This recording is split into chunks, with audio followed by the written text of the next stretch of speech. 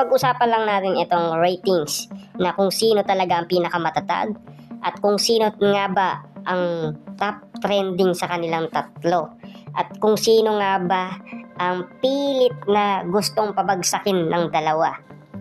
Ang TVJ ba talaga ay babagsak o ang Itbulaga o ang It Showtime? Kasi nananalo lang naman ang Itbulaga, guys. Noong mahina ang signal ng TV5, doon lang sila nagkakaroon ng chance eh. Sa It Showtime naman, nagkaroon lang ng kalamangan sa social media, sa YouTube. Noon nagkaroon ito ng 12-day suspension. Doon lang kasi nagkaroon lang ng parang kaalaman yung mga tao dahil gusto nilang malaman kung totoo nga ba yung 12-day suspension ng MTRCB. Dahil maraming nanood, siyempre akala nila yung 12 days na yun nagsimula nung September 4, di ba? Pero hindi nagtapos yung issue dahil nga nagkaroon sila ng apela dahil sinasabi ng It Showtime family na wala daw silang nilabag o wala daw silang violation. Kita nyo naman, guys, July 1st lang naman, tignan nyo yung score nila ha, sa July 1st. Tambak na tambak sila. Kita yung score, guys. Talagang hindi talaga nakaabol yung dalawa.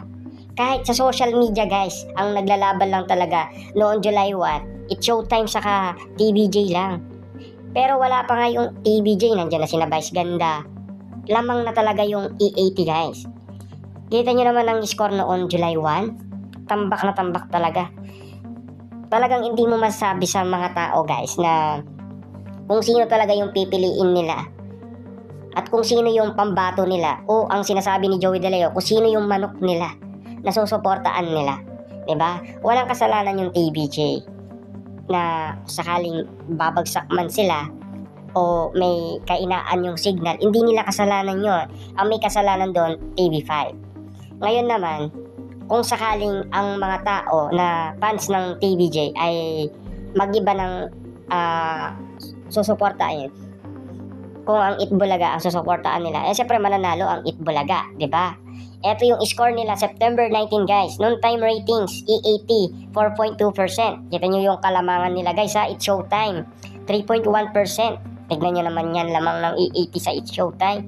Ngayon ang Itbulaga, 3.3%. Oh, kahit na 3.3% pa yan, wala pa rin sinabi sa TVJ, guys eh. Kita nyo naman yung kalamangan. Tapos pilit pinapabagsak yung TVJ natin, di ba? Tapos, guys, kahit na nasa kanila na yung YouTube channel ng TVJ dati, noon sila ay nasa Itbulaga pa, na nabawi nga ng Tape Incorporated, wala pa rin silang chance, di ba? Ang laki ng chance ng Tape Incorporated, guys. 5 million laban sa kalahating milyon, di ba? Dapat nga mas malaki yung viewers ng 5 million kaysa sa kalahating milyon, 'di ba? Kaso kasi, guys, ang nandoon kasi sa channel na kinuha nga o inagaw ng Tape Incorporated, yung TVJ pa rin. Siyempre naman, paano susuportaan yung Tape Incorporated kung ang nakikita nila na dating nilang napapanood ay TVJ at alam ng tao sino yung nagmamay-ari ng account na yon. Diba? Sabi nila, yung daw nagtatrabaho sa Tape Incorporated ay empleyado ng Tape Incorporated. Pero ang sinasabi naman ng TVJ, editor daw nila yun. Diba? Malalaman natin yan, guys, kung sino talaga ang nagkiklaim ng resibo ng Google AdSense sa YouTube channel. Yun lang ang basihan nila. Yun lang dapat nagpakita nila kung sino yung nakakatanggap. Diba? Siyempre naman, guys, kung sila dati nagtatrabaho sila sa Tape Incorporated, kung ang ilalagay nila based on Tape Incorporated na company, siyempre naman talagang lilitaw at lilitaw yun dahil, pero ang inaano natin dyan, guys, wala silang kontrata ang tatlo, yung TVJ natin, diba? Tiwala lang, yan ang basihan kasi, diba? Yung kontrata dapat yung ipakita nila dito, guys, saka yung proof of payment ng YouTube channel kung sino talaga yung tumatanggap, kung TVJ ba o Tape Incorporated. Pero dito, guys, sa ratings naman, kahit ganun, nakuha naman nila yung gusto ng Tape Incorporated, wala pa rin silang may bubuga sa E80 natin. Grabe yung pagsalubong ng mga tao sa EAT guys. 3 months pa lang sila, bagyo na kaagad yung ratings nila.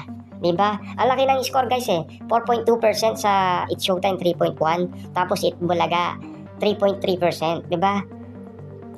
Ang daming kalamangan guys Ang dami talaga sumusuporta sa EAT natin. Diba?